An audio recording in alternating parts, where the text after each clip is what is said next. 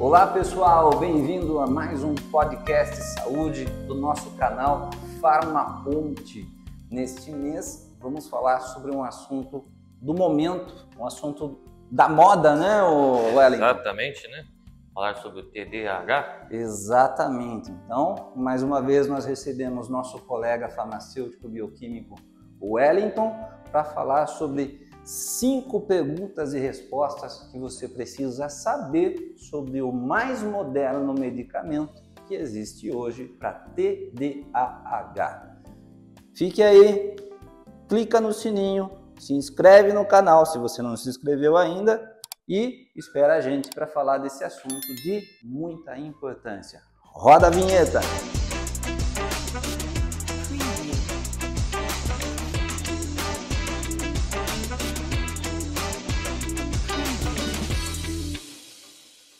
Então vamos lá, pessoal, sem mais delongas, vamos falar sobre esse assunto, que é um assunto, não é um assunto moderno, né, Wellington? Mas é um assunto que na modernidade se fala mais do que na nossa época, não é verdade? Exatamente. Então vamos lá. Vamos iniciar falando sobre o transtorno e déficit de atenção e hiperatividade, não é isso? Correto, o famoso Daniel. TDAH. Vamos lá, Wellington, dá uma introdução para nós aqui. Explica aí brevemente o que é o TDAH e como agem, né, os medicamentos tradicionais psicoestimulantes versus hoje a atomoxetina. É isso? Correto, medicamento né? novo? Mais nova opção que temos no mercado, né? Exato.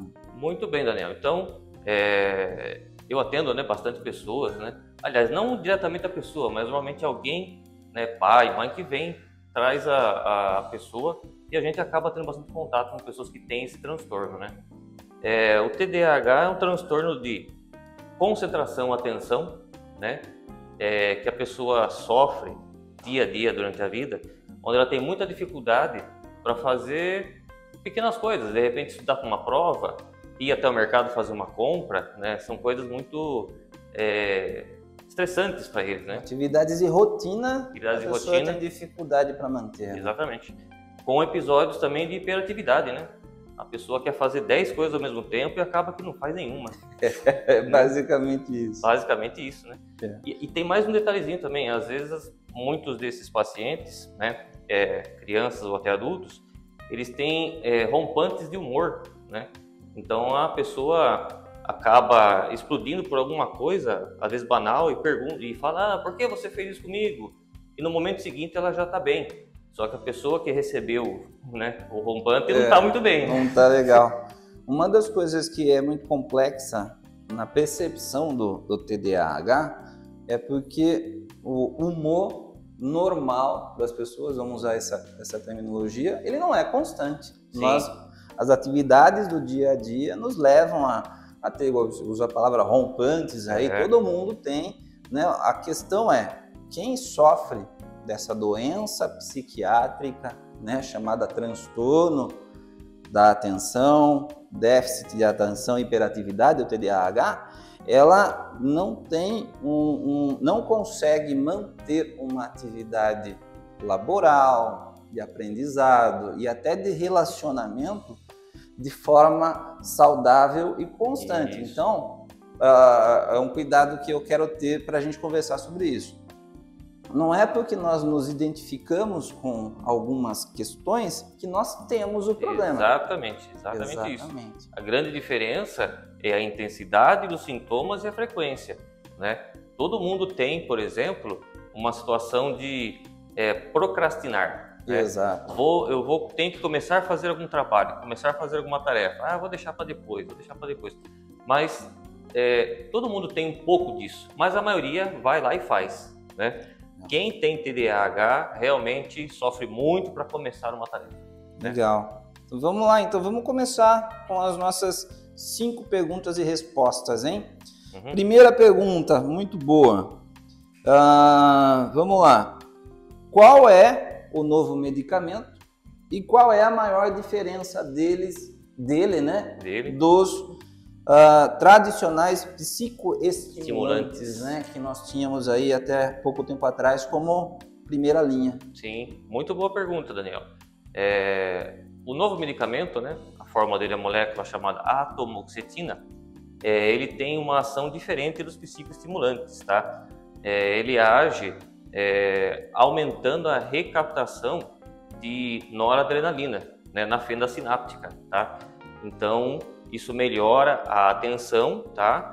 E controla os impulsos aí da pessoa que tem TDAH, tá? Diferente dos medicamentos psicoestimulantes que temos disponíveis hoje no mercado, né? O metilfenidato e a lisdexanfetamina, certo? E esses aí, eles vão agir na dopamina, né? Aumentando a concentração de dopamina do cérebro, tá? E essa situação acaba dando alguns efeitos colaterais que acabam dificultando um pouco a ação desse medicamento para muitas pessoas, né? Aumento do ritmo cardíaco, insônia, ansiedade, né?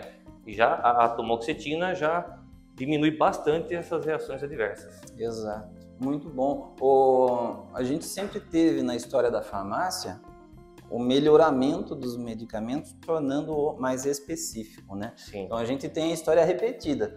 A atomoxetina, a gente não pode nem falar que ela é melhor. Isso, exatamente. Né? Ela é mais específica, então em acordo com uma relação médico-paciente, eventualmente ela pode ser a melhor escolha para aquela pessoa. Tanto que a gente tem que reforçar aqui que os medicamentos de primeira opção para quem tem TDAH ainda são os psicoestimulantes, porque para muitas pessoas ele funciona bem e a pessoa não sofre tanto com as reações adversas. Mas para aqueles que sofrem em nível maior, nível menor, temos uma opção agora. Legal, muito bom. Vamos lá. Outra pergunta bacana, outra pergunta show de bola aqui. A atomoxetina, ela demora mais para fazer efeito do que os tradicionais psicoestimulantes? Muito bem, Daniel. Uma outra questão também que as pessoas têm essa dúvida. Ela demora mais sim, porque ela não tem o mesmo efeito dos outros psicoestimulantes, metilfenidato e lisdexanfetamina. Esses dois, eles agem em questão de horas, tá? A atomoxetina, ela é mais semelhante aos antidepressivos. Ela demora aí na faixa aí de uns 15 dias para você perceber, né, alterações positivas no seu tratamento, porque é o tempo que demora para os níveis de neurotransmissor no seu cérebro alcançarem, né, chegar numa concentração, né, satisfatória, né, para que você consiga ter uma atenção, uma concentração melhor, né? Isso é uma coisa muito importante de falar. Todo medicamento de ação psiquiátrica, ele leva um tempo para a gente ter mais benefícios do que reações adversas. No início você vai ter reações adversas corretamente, como sonolência durante o dia, né? Boca seca, quadro de agitação, insônia. Então esses sintomas, eles vão desaparecer e vai aparecer o efeito terapêutico esperado. Exatamente, pessoal. Outra coisa, não é uma condição em que todas as pessoas vão ter a possibilidade de usar apenas um medicamento. Isso. Então, são comuns as pessoas que precisam de uma medicação de suporte, além desse medicamento. E está falando muito da atomoxetina porque ela foi uma explosão, né, de perguntas, vendas e assim por diante. Vamos lá, mais uma pergunta show de bola aqui então. Então já falamos sobre o tempo, falamos sobre a diferença. Vamos falar assim, sobre outras questões relacionadas a TDAH, como por exemplo os tics, né? A atomoxetina tem benefícios para essas pessoas? Tem sim também, Daniel.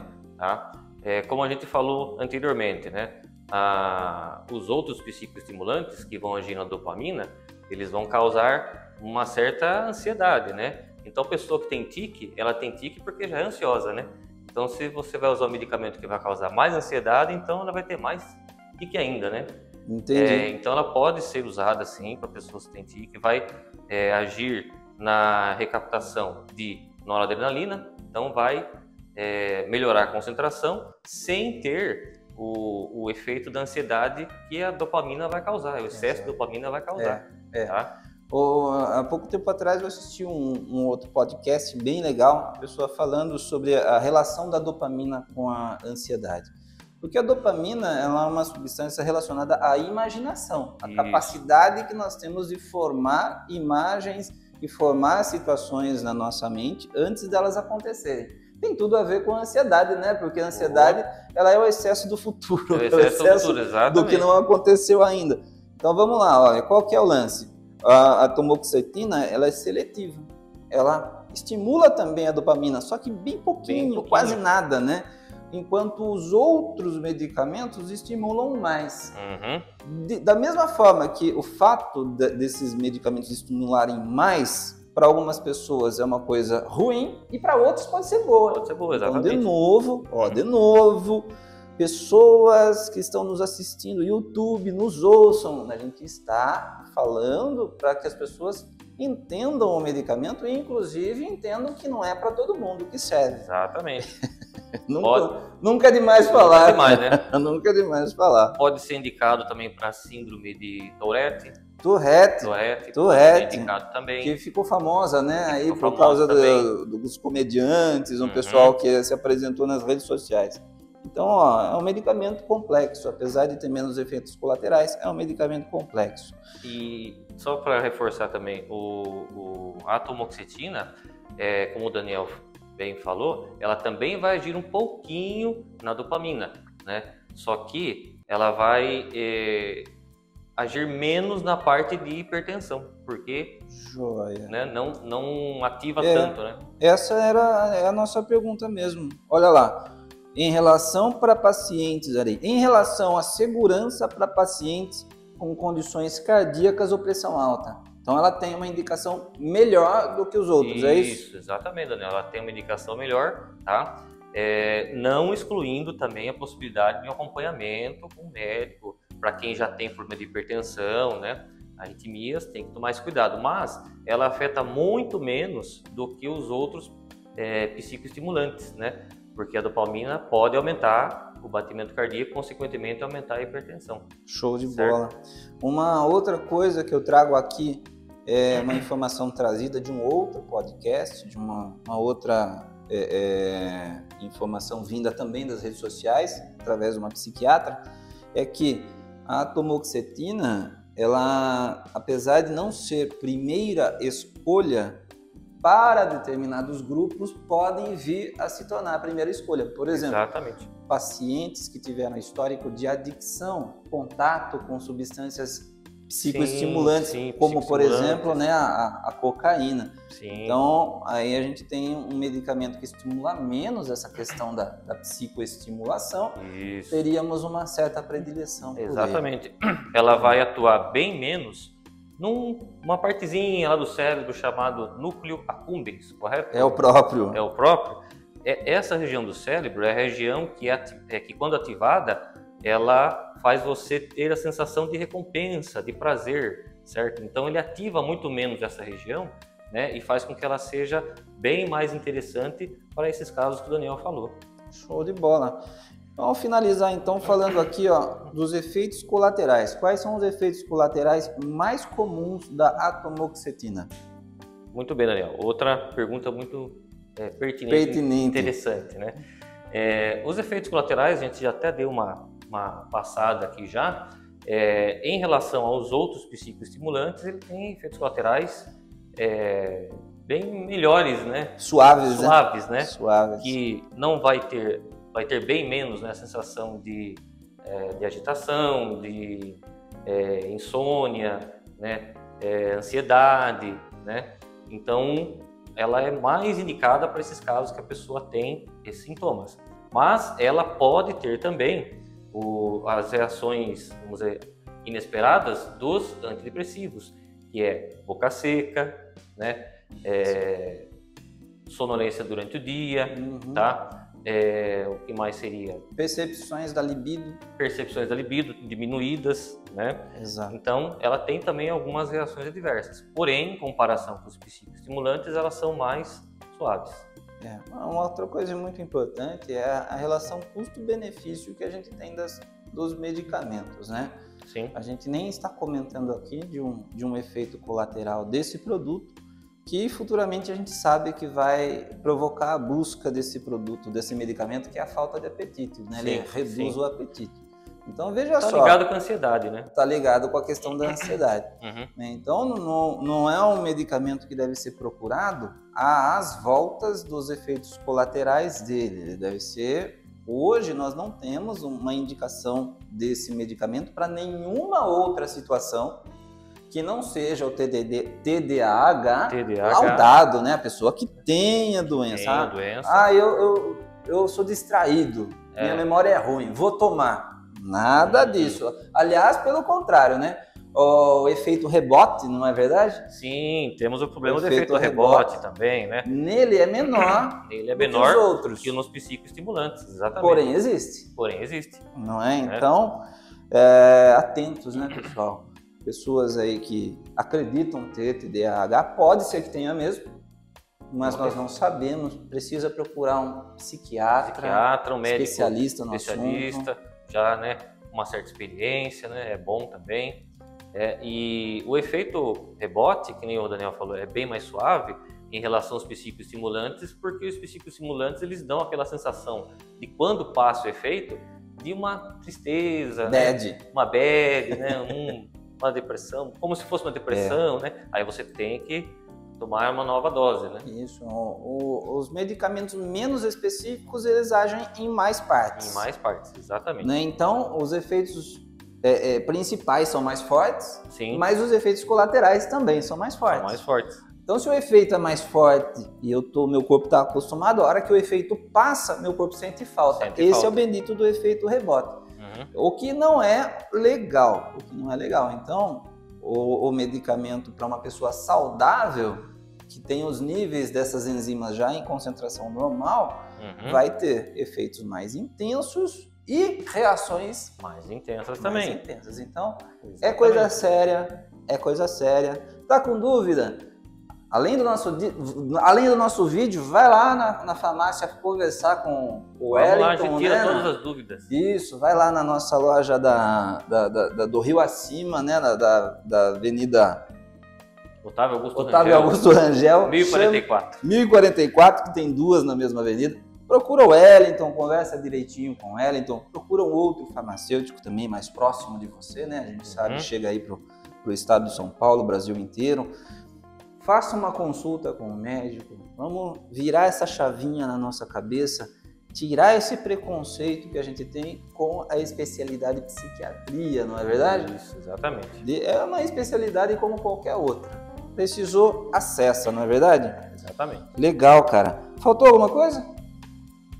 Eu acredito que não, a gente falou dos efeitos adversos, né? Indicações. Né? Indicações, efeitos adversos, a modelagem, então acredito que damos uma boa passada, né? Uma boa passada do assunto. Lembrando que hoje nós temos um avanço também, que a gente não pode deixar de comentar, é que um dos principais medicamentos para TDAH, que tem um valor bastante elevado, já tem Então, se você pensa, por exemplo, não, eu não vou buscar porque esses medicamentos são caros, vá no médico, veja com ele, fale com ele tudo, né? Inclusive sobre a possibilidade financeira de você adquirir ou não um medicamento que tem um valor X ou Y, porque nós já temos opções. Opção ruim é só não se tratar. Não se tratar. Essa é a pior opção. É isso aí. Show de bola. Obrigadão, hein, cara. Mais uma vez, um assunto maravilhoso, de muita pertinência para a saúde, do nosso canal Saúde Farmaponte. Não esqueça, se você não se inscreveu, inscreve lá, põe o sininho para ativar as notificações, para nós é muito importante. Façam comentários, né? Coloquem perguntas, sugestões e novos assuntos. O nosso canal está crescendo e é graças a vocês que estão engajando os nossos assuntos aqui. Valeu! Muito bem. Muito obrigado, Daniel. Uma boa tarde para vocês e até a próxima. Até a próxima, pessoal. Valeu!